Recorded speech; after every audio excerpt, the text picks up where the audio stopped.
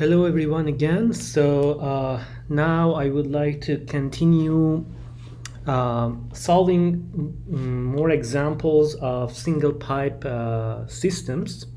So we already talked about type 1. We solved an example for type 1 fluids. And now I want to go to the type 2, and then after that we are going to solve one more example for type 3 problems. So if you remember, type 2 problems were the problems in which we had the pipe diameter d, and also we had pressure drop or delta P, or head loss of the system. So we have these two things, and then we want to find what is the flow rate Q. Okay, so we want to find what is this, or what is the velocity in the system. So let's see one example here. So this is the type 2 problem. So we want to find the flow rate in the system. So as you can see, it asks determine the flow rate through the pipe and turbine. So we want to find what is the flow rate here.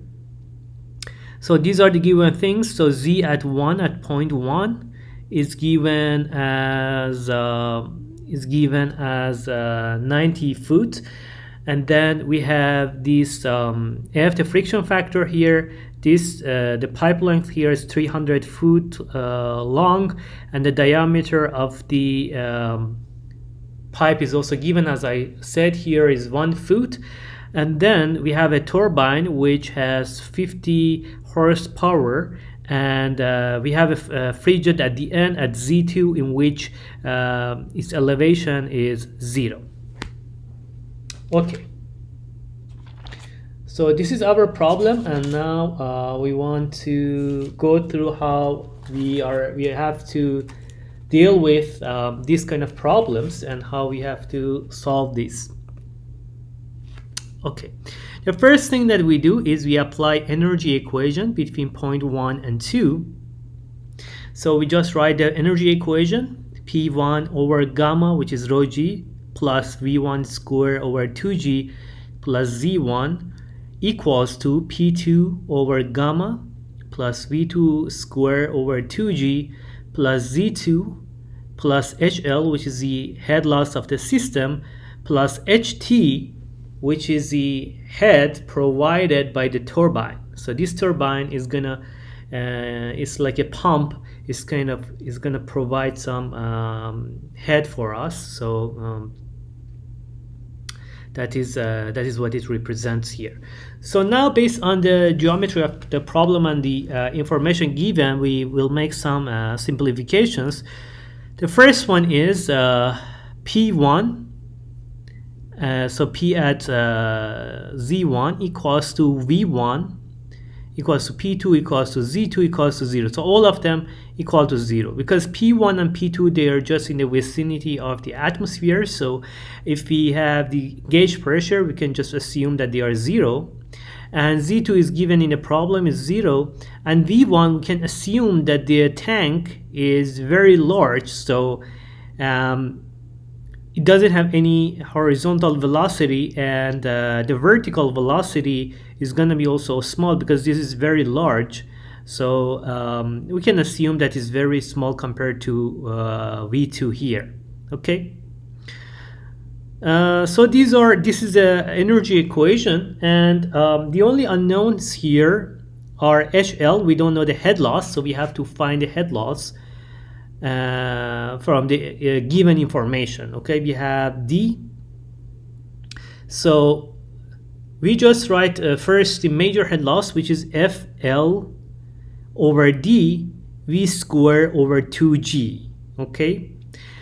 Fortunately here the F is given, the friction factor is given in the problem. So it's gonna be 0.02 times L. L is the length of the pipe, which is 300 foot, over d is 1 foot, which is given here, times v square over 2 times g. So this is g, 32.2 foot per second square.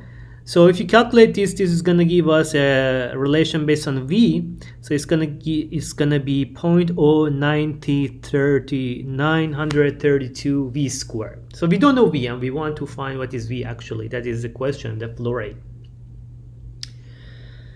So next step, we also want to find the HD, the head of the turbine. So to do so, we use this relation that we have seen before for turbines. The power of P power of the turbine over gamma Q is going to be the head of the turbine. So here, P the power over gamma, which is the specific gravity, times P over 4 times D squared, which is the area, times V. So the area times V is going to give us Q, which is the flow rate. And that is what I actually written here. Equals to, so first one is power, which is 50 horsepower in the problem that is given. And then this is the, this is to kind of, we have to convert it to foot times pound system. So this is the conversion formula, which is we have to multiply it by 550 times foot times pound over second over horsepower. So 1 horsepower equals to 550 foot pound over second. Okay, so this is the power. And now in the denominator, we have gamma of the water, which is 62.4 pound per foot cube, times P over 4 times D square, and D is 1 foot here. So it's going to be 1 foot square times V. So we still don't know V, so you're going to have a relation based on V. So HD equals to 561 over V foot. Okay, so now we have HL, the head loss of the system, and we also have the head that is provided by the turbine. And so we have everything, and we just plug everything into the energy equation. So this term is 0. So let me show it here. So this term is 0. This term is 0, and this term is 0, right? So the only remaining terms are Z1 and P2 over gamma, V2 square over 2G, and P2 is also 0 because it's also in the vicinity of the atmosphere. So Z1 V2 square over 2G plus HL plus HT are the only remaining terms.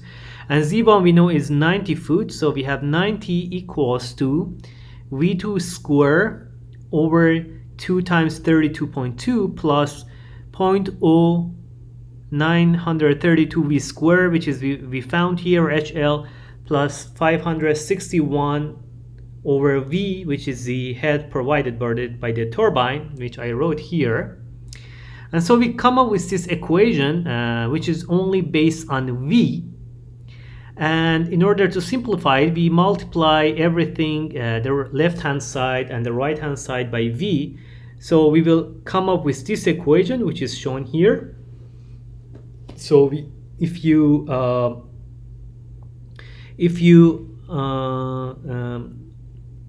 multiply everything by V and then sum these two terms together, you are going to get 0.109 V cube minus, this is 90 V, which is coming from here. So this is coming from here. And then 561, which is coming from here. So we multiplied it by V. So this is going to give us an equation, which is a cubic equation. We have V cube minus V. And then, so in order to solve this, you can give it to a calculator and find the roots of this equation. So, or you can calculate it yourself. So if you find the roots of this equation, it's going to give us two roots. One is v equals to 20.4, 24.9, and the second one is 6.58. So these two can be both the solutions of this equation.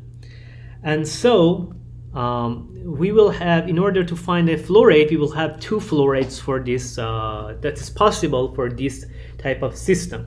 So the first one, in order to find the flow rate, we have to multiply A, which is P over 4D square times V. So it's going to be P over 4 times 1 foot square times the first V, which is 6.58 foot per second.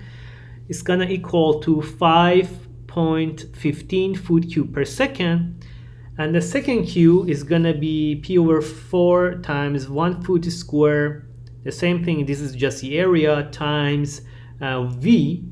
So this is the second V.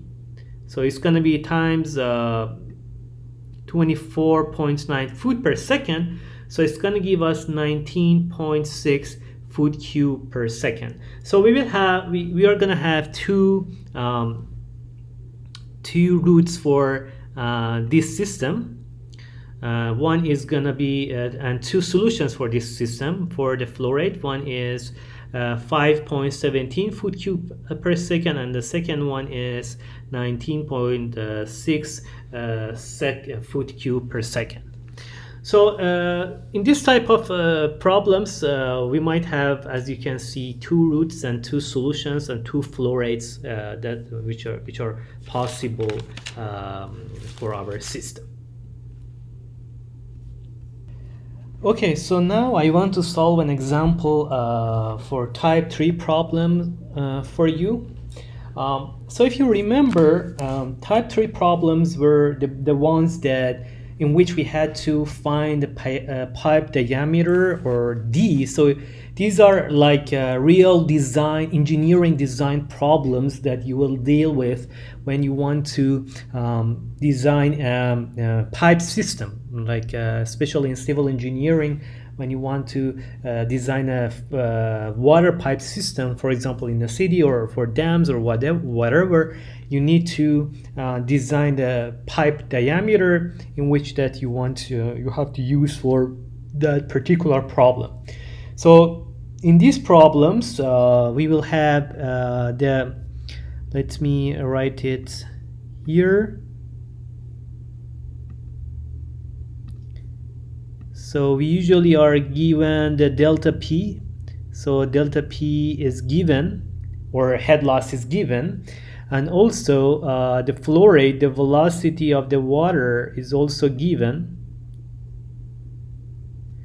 And what is and so these are the things that are given in the problem. And then the problem, type 3 problem, wants us to design for the pipe diameter. So what should be the pipe diameter? So this is the question in this type of problems. So now let's take a look at this problem statement as an example. So we have water at 60 Fahrenheit with the viscosity of 1.2 times 10 to the minus 5 foot square over a second. And then the question wants us to determine the required pipe diameter for this system that is shown here. So we have fluid water that is flowing from point A at 1, goes through this pipe system, single pipe system, and then reaches B, and we have to reservoir B, and then we want to see what should be the pipe diameter in this system. So the total length of the whole fluid system is 1,700 foot. The Q is also given, which is the flow rate is 30 foot cube per second. So this is something that is given in the problem. And the pipe roughness is also given, it's 0.0005 foot. So this is like you are doing a real engineering design, you have some particular material for a pipe, and you know its pipe roughness, but you don't know what should be the diameter of that pipe. And then for that, this is what we want to find here. So we want to kind of determine what is this. This is this height here. This pipe diameter here. Okay, so we want to find this. So again, we start with the energy equation and we apply the energy equation between point 1 and 2. So it's we can write it P1 over gamma, which is specific gravity, plus V1 square over 2G plus Z1 equals to P2 over gamma. P2 is here. Plus V2 square over 2G plus Z2 plus HL, which is the head loss of the system, the whole head loss of the system, which includes both the major head loss from the friction in the pipe, as well as the minor head losses due to these all these joints and these elbows that are here. So again, we can make it approximation that V1 and V2 are almost zero, because this is a large tank. So the horizontal velocity is almost zero, and also vertical velocity, the rate in which the height of this is changing, is also very small in time. So we can assume that they are approximately zero. So we just make this assumption. So this term, V2 square and V1 square and V2 square is going to be zero, as shown here.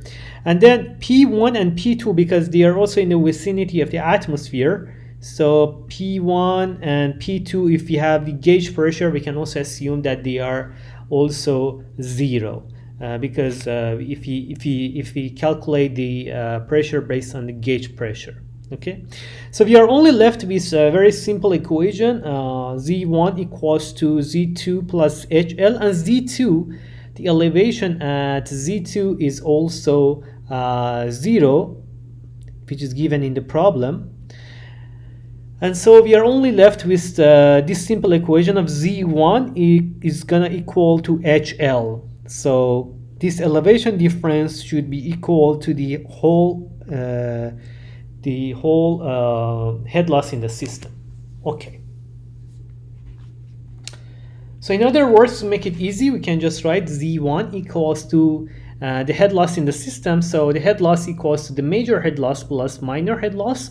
So it's going to be V square over 2G times, this is the first term is the major head loss, and the second term is the sum of all the minor head losses in the system. So this one is FL over D, which is going to be the major head loss times V squared over 2G, plus the sum of all loss coefficients in the system multiplied by V squared over 2G.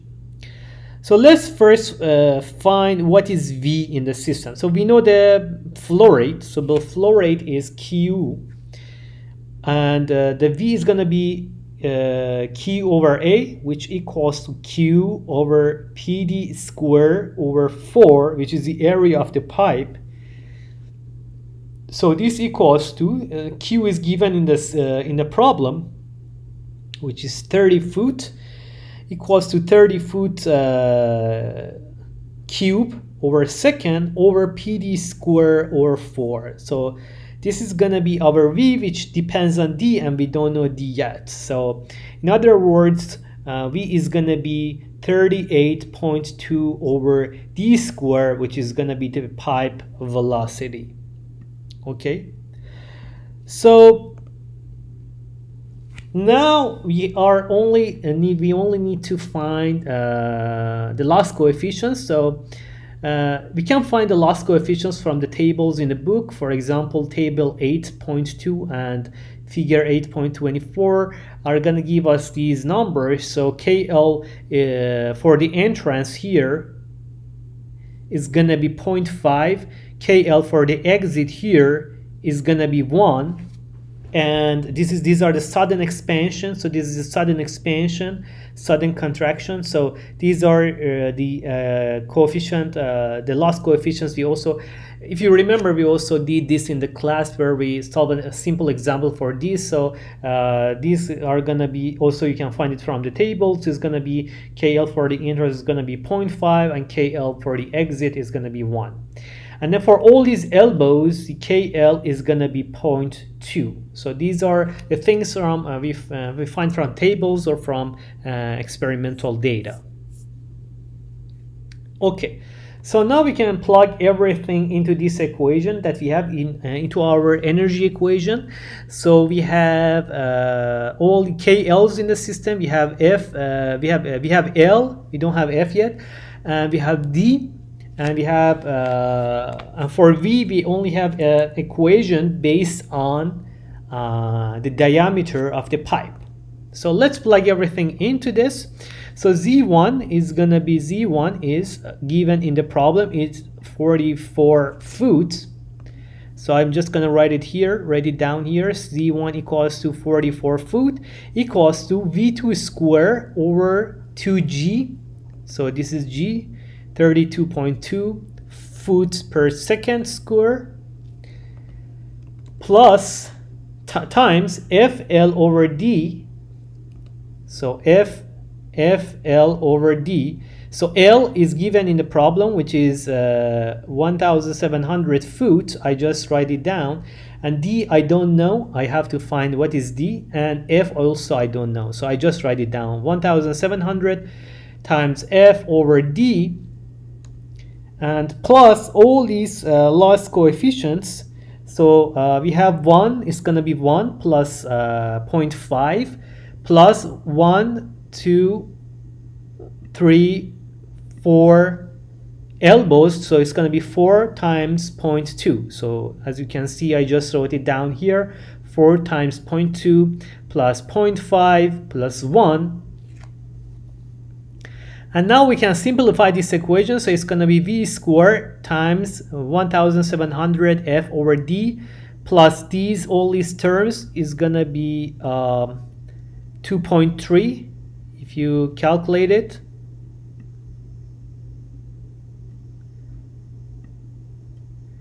So it's going to be 2.3, and yeah. And then this equals to, if you, this equals to 44 times 2 times 32.2, which is going to be 2,833.6. Okay. So now I have this on the right hand side, and this is on the left hand side. So I just write it down as this. So this is going to be I just write the definition of the value we found for V, which is 38.2 over D square. I just write it down. So it's 38.2 over D square, which is V. I just plug it here, and then 2 power 2 multiplied by 1,700 over D times F plus the same thing V. This is V square 38.2 over D square to power 2 times 2.3. So this is just this term here, and this is V equals to the right hand side, which is 2,833.6. okay. So we further simplify this equation. So I take all the pipe diameters to the right hand side of this equation, and here I only divide everything by 1,700 times 38.2 to the power 2, and then I am gonna get to this equation. So this is gonna be my equation. F equals to this over this number multiplied by D3. So I multiply everything by D5, I'm sorry. So this is going to be D2 to power 2 is going to be to power 4, and then I am going to have d here. So this is going to give me d5 here, and this is going to be d4 on the denominator. And so if I multiply everything by d5, this is going to give me d5 here, and then this is going to give me d. So this is actually this term after manipulation, okay? After you manipulate it, you're left with this term. I'm just writing how we got to here. And this is just this term. And so now we are left with this equation, and this is an equation which relates the friction factor of the pipe with its diameter, okay? But we don't know what is the friction factor. So for knowing friction factor, this is kind of like a interesting problem, because for knowing friction factor, we need to know D, right? Because if you remember from Moody diagram, for example, we needed Reynolds number and relative roughness, and for both of them, we need to have the pipe diameter in order to be able to find friction factor from Moody diagram. So let's see how we are going to solve this type, because we don't know F, which depends on D, and here also we have another equation which is only based on D. So for knowing friction factor, we need to know D. So Reynolds number definition is Vd over nu, which is the viscosity, and nu is given in the problem. It's 1.2 times 10 to the minus 5 foot square per second. So I just plug it in. 1.21 times 10 to the minus 5. V is 38.2 over d square multiplied by d. So Reynolds number is going to be 3.16 times 10 to the 6 over d, the pipe diameter. And relative roughness is going to be, is also given, the roughness of the pipe is given is 0.005 foot. So the relative roughness is going to be 0.005 over d. And so, as you can see, both for Reynolds number and for relative roughness, we have a function, we have a kind of a value which depends on d, the pipe diameter. And the pipe diameter is kind of an unknown in this problem. The only information from energy equation that we have is that the friction factor should equal to this relation for D. Okay, so we have two equations. So this is equation 1.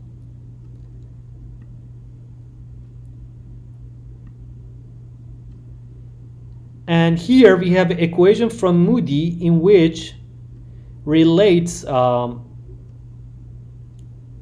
friction factor with D.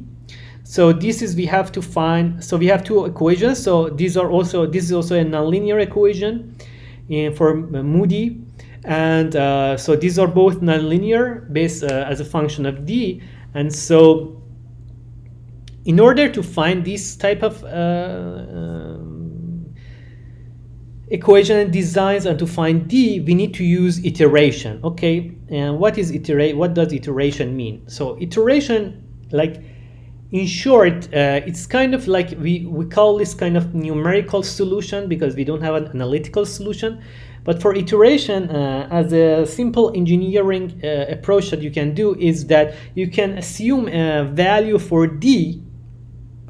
So this is what we do. So we assume a value for D, and then we check both equations whether that assumed D will satisfy both equation 1 and equation 2.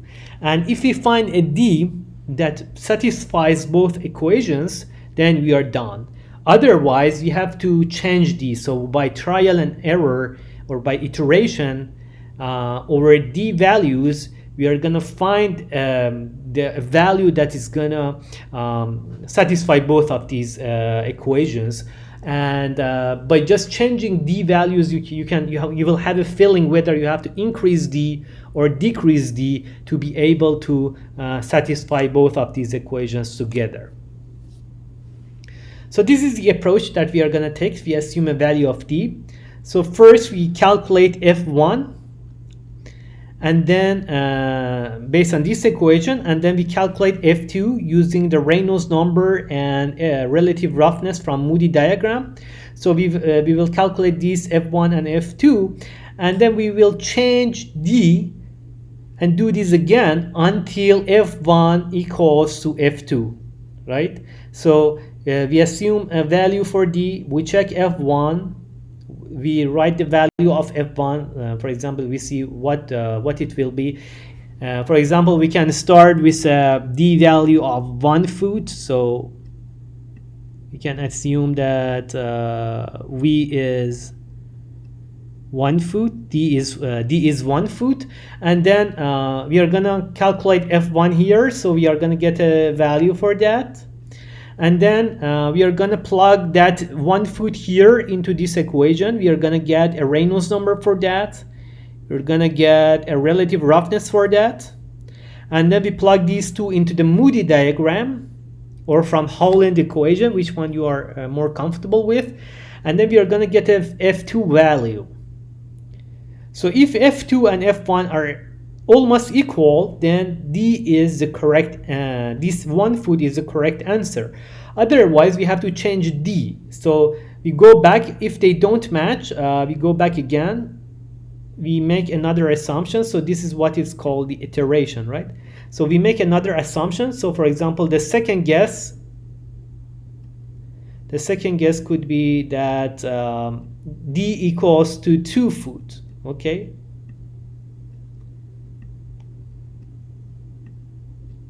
So we again calculate f1, we calculate f2, and then we see whether they match or not. And if they don't, we go again and again until f1 almost equals to f2, okay? So for this problem, if you start doing this, you will find out that D should be almost equal to 1 point, so